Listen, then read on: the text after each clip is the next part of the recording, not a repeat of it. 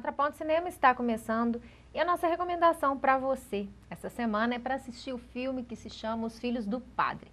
É um filme divertidíssimo e que traz também uma viagem pela região da antiga Iugoslávia e que acende vários temas para serem discutidos relacionados com questões de nacionalismo, de controle da história, de controle do que vem do outro, né, Zé Luiz? Tem muitas questões ali. O filme é muito interessante, passado numa cidadezinha, né, uma ilha, né, da Dalmácia, linda, linda, linda, né, da Croácia, né? E eu acho que a primeira coisa interessante é que há uma característica, o filme ele traz essa característica do cinema iugoslavo, né? A Croácia era um ente federado, né, da antiga Federação Iugoslava. Zé Luiz, vamos falar para o nosso telespectador primeiro que história é essa de Os Filhos do Padre? Vamos falar um pouco sobre o filme, para a gente entrar nessas discussões mais acadêmicas, que se deixar a gente fica aqui meia hora, né? Uma hora discutindo. Não vai falar da Iugoslávia, nossa, eu adorava estudar a Iugoslávia. Eu já vi um livro seu sobre a Iugoslávia. Desmembrou toda, né? Mas a Iugoslávia socialista, autogestionária. Uma experiência autogestionária. Maravilhosa, maravilhosa. Bom, mas espera aí, vamos falar um pouco o que é a história dos Filhos do Padre, né? Que já é um nome já para chamar a atenção. A história se passa numa pequena vila, na Dalmácia, depois acho que você pode falar um pouco para a gente sobre essa região.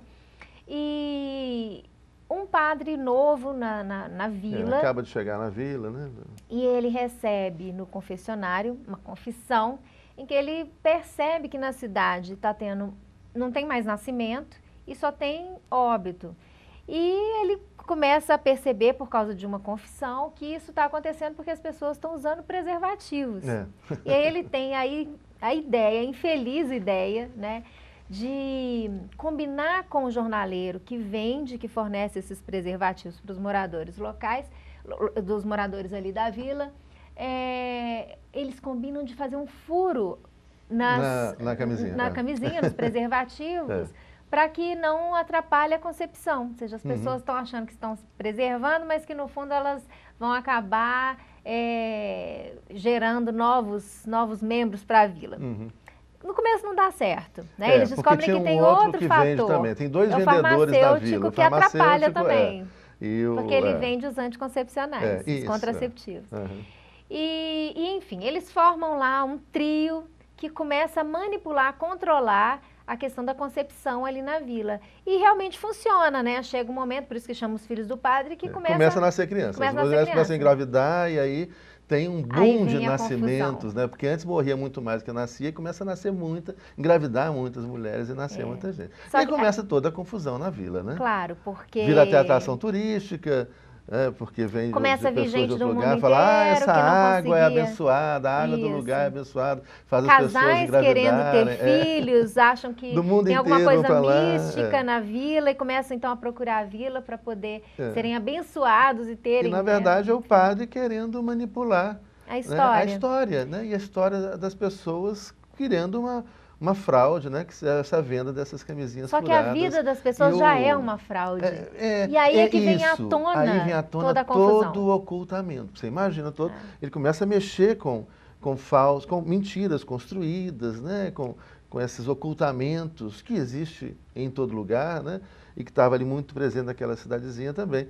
E aí começam os problemas, essa né? É a trama, os mais variados com problemas que geram tragédias pessoais, né, horrorosas. Porque tem problemas familiares de toda a natureza, né? E, enfim, essa é a parte que a gente não pode... Essa é a trama, que a gente não pode ir mais adiante. Vocês encontram até no jornal resumido também. Nós não contamos nada demais. Bom, mas agora vem, então, o que tem de pitoresco no filme, que Eu acho que a primeira coisa, só assim, uma notícia que eu acho interessante, é que o cinema iugoslavo, ele tem um estilo. Né? Esse estilo irônico, bem-humorado, a música típica da região, né? Com muito instrumento de sopro, que é aquele estilo que a gente vê do Emir Kusturica, por exemplo, né? Filmes que fizeram sucesso no passado, mesmo durante a antiga Iugoslávia, mesmo depois da fragmentação da Iugoslávia, isso tem sido uma marca do cinema da região, né? Da Sérvia, da Croácia, da Eslovênia, etc., esses estados que constituíam a antiga Iugoslávia. Então, isso é muito interessante. É um humor dramático e irônico. Né? Muito, muito interessante. Eu acho que é um show ali de inteligência e bom humor que a gente vê no roteiro do filme e no desempenho dos artistas. E ele tem ali uma herança desse conflito nacionalista, né? Sim, aí os porque temas... com a dissolução da Iugoslávia, na verdade, vem à tona esses nacionalismos, porque com a presença do Tito, enquanto o Tito era uma liderança que criava convergência, né, entre os países ali, a Croácia, a Bósnia, Montenegro, Eslovênia, você tinha uma convergência de interesses. A partir de um projeto comum que foi o socialismo autogestionário. Com a morte do Tito e a ascensão do Slobodan Milosevic, né, que incita esse nacionalismo sérvio e que acaba resultando em guerras, né, na Guerra da Bósnia. Foi uma tragédia, com campos de concentração, foi uma coisa, toda a guerra é horrorosa, e ali você teve... Né, coisas trágicas. Mas aí ele mostra um pouco... Mas mostra um pouco da herança disso, né? Um dos personagens, o farmacêutico, é um nacionalista croata.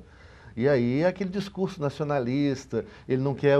Nossa, e o medo da reprodução é gerar mais muçulmanos do que croatas, né? Porque tem a minoria albanesa, que também é uma outra questão da Iugoslávia, que gera o conflito de Kosovo, por exemplo. Kosovo é uma região albanesa, majoritariamente albanesa, e ali tem, né, uma família albanesa que também tem muito filho. Aí o problema é, será que os muçulmanos vão ter mais filhos do que os cristãos? E ele rejeitando, começa a vir gente do mundo inteiro, e esse cara falou, olha, tem que parar de receber gente de fora, aquele discurso nacionalista, assim, e racista, eu acho né? interessante também, Zé Luiz, que ali naquela região, porque a gente está falando ali do outro lado do Mar Adriático, né, que divide a Itália dessa região, que era a antiga Iugoslávia,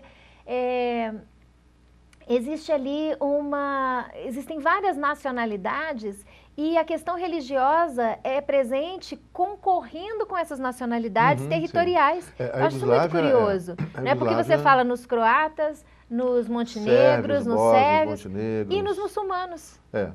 E aí você tem muçulmano bósnio, cristão bósnio, muçulmano croata, cristão croata.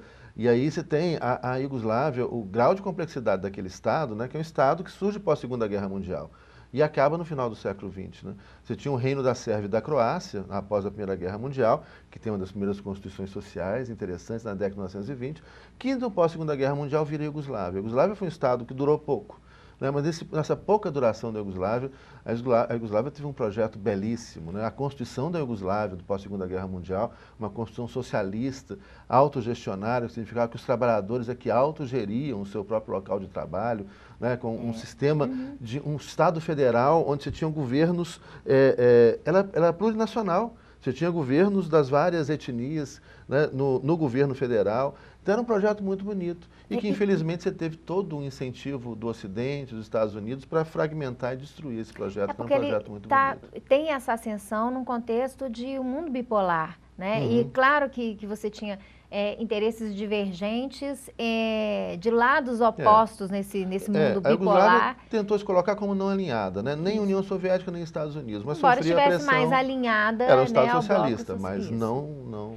Talvez muito mais por convergência ideológica do que política, né? Politicamente se colocava como um Estado como neutro. Não alinhados, não alinhados. E tem uma outra coisa interessante, é como a figura do Tito, né, que já faz um link aqui com a nossa dica da próxima semana, eu não vou antecipar aqui, mas trata de populismo, mas a gente vai falar isso aqui na próxima semana, você vai ter que aguardar a recomendação aqui de um outro filme em cartaz aí, um filme nacional. Mas como a presença do Tito era uma figura articuladora dessa integração, né, de um território com tantas divergências. É verdade. E, enfim, mas para mim a grande atração do filme é alguém tentar intervir numa comunidade, achando que está fazendo um bem, mas ela não tem a dimensão de como a sua pequena intervenção gera consequências que estão fora do controle. A gente não consegue manipular a história. Né? Acho que a grande lição do filme é a nossa incapacidade de manipular a história, especialmente porque a gente nunca pode prever o que vem do outro. As consequências são arrasadoras, né? Imprevisíveis, Mas olha, aproveita então o filme, é divertidíssimo. Vá ao cinema assistir então Os Filhos do Padre, um filme croata diferente, uma linguagem diferente. Eu tenho certeza que você vai se divertir e vai ficar interessado aí na região da antiga Iugoslávia, na história e nessas reflexões que a gente deu uma pitadinha aqui de curiosidade para você. Então aproveite a sessão e na semana que vem aqui discutir com a gente de novo a próxima dica. Então, continue com a programação da TV Comunitária. Até a próxima semana.